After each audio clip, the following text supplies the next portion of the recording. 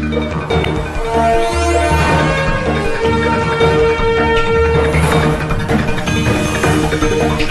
परिसरातील घडामोडी पाहण्यासाठी पाहत रहा आमची मुंबई न्यूज।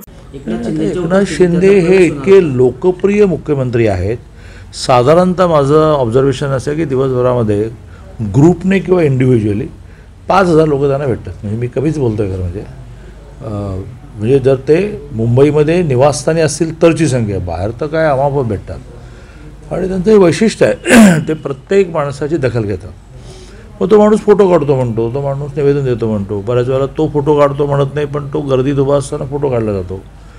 त्यामुळे त्यांना भेटलं म्हणजे त्यांचे काही संबंध आहेत असा निष्कर्ष काढणं चुकीचं आहे। राऊत म्हणतात की गुंडांची टोळी जी आहे ती सक्रिय होती सरकारमध्ये, याच फोटोवरून राऊत काय म्हणतात त्याच्याकडे बहुधा हळूहळू लोक लक्ष देईनसे झालेले आहेत। आदित्य ठाकरे म्हणतात हे गँग लीडरच मुख्यमंत्री आहे, ते गुंडांना वाचवत आहे असं आदित्य ठाकरे म्हणतात। त्यांनी म्हटलं की ह्या लोकशाहीमध्ये लोकशाहीची ब्युटी सुंदरता अशी आहे की कोणालाही काही म्हणण्याचा अधिकार आहे, त्याचं काही तोंड आपण धरू शकत नाही। त्यामुळे कोण काय म्हणाला यावर मी टिप्पणी करण्यात काही पॉईंट नाही। दादा काल पुण्यामध्ये तुम्ही बोलताना एक वक्तव्य केलं होतं, पुण्यामध्ये बोलताना मी पुण्यात काल नव्हतोच भाषण करता मुख्यमंत्री एकनाथ शिंदे असताना जो विकास महाराष्ट्राचा झाला तो त्यानंतर झाला नाही कारण सरकारला दुष्ट लागले असं तुम्ही बोलले होते। नाही, तुम्ही सगळेजण जरा थोडा अभ्यासपूर्ण बोलायला पाहिजे। 14 ते 19 महाराष्ट्राचे मुख्यमंत्री देवेंद्रजी असताना जो विकास झाला त्या विकासानंतर सरकार 19ला यायला पाहिजे होतं, पण दृष्ट लागते तशी दृष्ट लागली, सरकार आलं नाही। त्यामुळे विकास 33 मध्ये ठप झाला। तो एकनाथ शिंदे महाराष्ट्राचे मुख्यमंत्री झाले, देवेंद्रजी उपमुख्यमंत्री झाले, अजितदादा मुख्यमंत्री झाले, उपमुख्यमंत्री झाले, या सरकारमध्ये पुन्हा वेगाने सुरू झाला।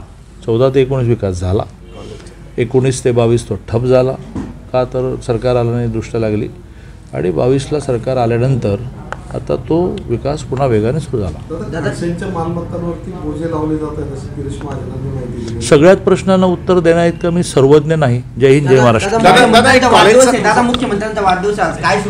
मुख्यमंत्र्यांचा आज वाढदिवस आहे।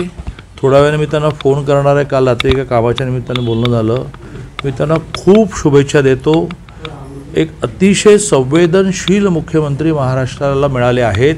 त्याचं एक उदाहरण मला ह्या निमित्ताने देण्याचा मोह होतो की एके दिवशी रात्री 2ला मला त्यांचा फोन आला। मी घाबरून जेव्हा स्क्रीनवर पाहिलं की CM, तर मी घाबरून त्यांना विचारलं की काय झालं। ते म्हणाले आत्ताच परभणीला एका मुलीने आत्महत्या केली, चिठ्ठी सापडली, चिठ्ठीत ती असं लिहिते की माझी निम्मी फी सरकार भरते त्याबद्दल आभार, पण उरलेली निम्मी फी भरायला माझ्या बापाकडे पैसे नाहीत म्हणून मी आत्महत्या करते। तर दादा ही चिठ्ठी सापडल्यानंतर माझं मत आहे की उद्या सकाळ होता आपल्याला ही घोषणा करायची की महाराष्ट्रातल्या एकाही मुलीला एकाही कोर्सची फी भरावी लागू नये। तू शिक्षण मंत्री म्हणायचं कॅल्क्युलेशन कर। मग दिवसभरात त्यांचा 4 वेळा फोन आला की ते कॅल्क्युलेशन झालं का, कारण मी कॅल्क्युलेशन करून सांगितलं नथिंग डुईंग करून टाकायची, घोषणा करून टाकायची। आणि ह्या जूनपासून एका घटनेवरून हा माणूस संवेदनशील किती की त्यांनी ही घोषणा केली की त्या जूनपासून महाराष्ट्रातल्या 8 लाखापेक्षा कमी उत्पन्न असणाऱ्या कुठल्याही जातीच्या, कुठल्याही धर्माच्या, कुठल्याही पद्धतीच्या मुलीला मेडिकल इंजिनिअरिंग सहित कुठलीही फी भरावी लागणार नाही। असा संवेदनशील मुख्यमंत्री महाराष्ट्राला मिळाला आहे। मी मिळाला आहे एकेरीत बोलतो, कारण जेव्हा प्रेम असतं तेव्हा म्हणतो ना, आईला आपण अहो आई नाही म्हणत, अगं आई म्हणतो ना, तसं आम्ही प्रेमाने म्हणतो की असा मुख्यमंत्री महाराष्ट्राला मिळाला आहे। त्यांना खूप आयुष्य लाभू देत, त्यांची व्हिजन जी आहे, दृष्टी आहे ती खूप विकसित होत आहेत महाराष्ट्राच्या विकासासाठी।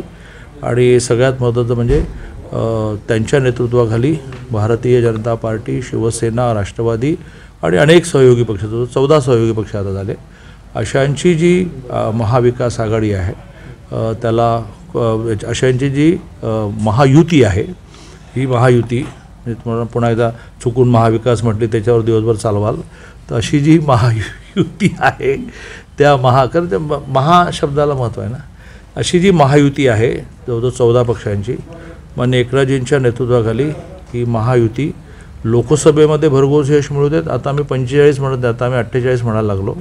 त्यामुळे सगळ्याच्या सगळ्या जागा जिंकू देत आणि त्यानंतर येणाऱ्या विधानसभेमध्ये सुद्धा त्यांच्या नेतृत्वाखाली महाराष्ट्रामध्ये महायुतीचं सरकार होते। आमची मुंबई, आवाज महाराष्ट्राचा। आमची मुंबई न्यूजला लाईक करा, शेअर करा, कमेंट करा आणि सबस्क्राईब करा।